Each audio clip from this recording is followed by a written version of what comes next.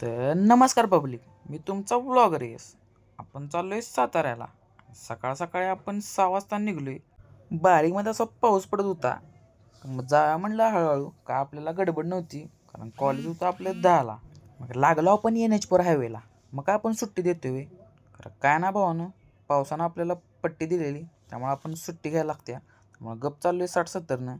तर किरकोळमध्ये highway clear दिसला, लावल्या आपण 80नं. 100 किलोमीटर चालल्यावर आपण एक ब्रेक घेतला. म्हणलं जरा गाडीला थांबूया. काय विषय नव्हता, जातोय आपण नॉनस्टॉप. तरी पण म्हणलं जरासं उगाच थांबूया. तिथनं डायरेक्ट आलं कॉलेजवर. म्हणलं गप आवरून आता कॉलेजला जाऊया, नाहीतर वेळ झाला तर आपल्याला फाईन बसणार आहे म्हणलं. तिथनं डायरेक्ट जेवायचा ब्रेक झाल्यावर बाहेर पडलो. तर चाललो आता पार्किंगकडं. आणि त्यात हे मेंबर बघा कसा पळत गेलाय, जादूच की.